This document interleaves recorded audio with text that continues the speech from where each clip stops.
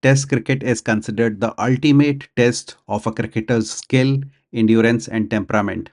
The match can last up to 5 days, and that makes it tough. In this video, we are going to see the basics of Test cricket with two of India's famous Test cricket wins. The right side here indicates the Test cricket playing nations with their debut dates. A test match is played over 5 days, with each day usually consisting of 90 overs. Each team typically plays for 2 innings, and the match can result in win, draw, or a tie. In case of winning, when a match ends, both teams have completed their innings. The team with most runs at the end wins the match.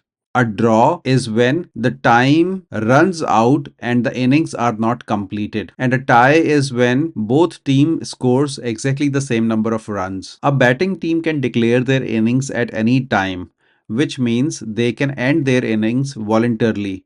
Even though they are not all out, they can voluntarily declare their innings and ask the other team to start playing. This means the other team has to play. Typically, this declaring or declaration is done when the declaring team feels that they have enough runs and they can produce a result in their favor, meaning that they can win. If a team batting second scores 200 runs less than the team which batted first, they may be forced to bat again immediately. This is called follow on. For example, let's say that the first team played and scored 500 runs, and the second team came to play and they scored 250 runs. Now the difference between the first team and the second team is 250, which is more than 200 runs. So now what would happen is the first team can ask the second team to follow on.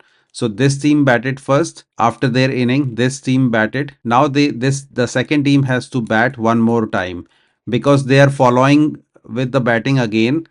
This team is following with the batting again. This is called follow on. So the 200 run difference which I told earlier, it can change if the match is not lasting for 5 days. Because of weather or some other circumstances, the match can last less than 5 days. In those cases, the rules for the follow on runs are different. So some matches where India won, to establish our understanding of test cricket. First is the Gabba test played in 2021. So what happened in the first innings? Australia scored 369 and they were all out.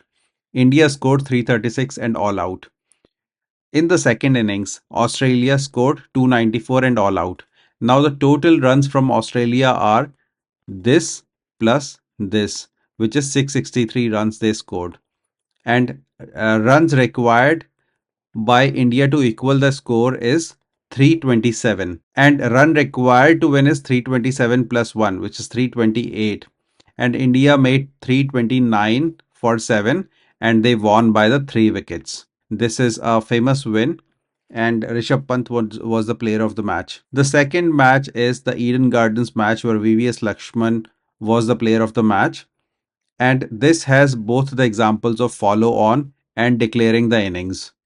So Australia played first and they were 445 and they were all out. India was all out in 171 runs and they had a follow on. The difference in score was 274 runs, and Australia asked India to play again and India has to follow on their playing. And India scored 657 for 7.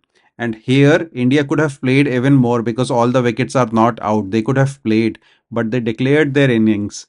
Now the total runs scored by India are 828. Required total from Australia to win is 383, and Australia was all out in 212 runs. So which means India won by 171 runs. Thank you very much.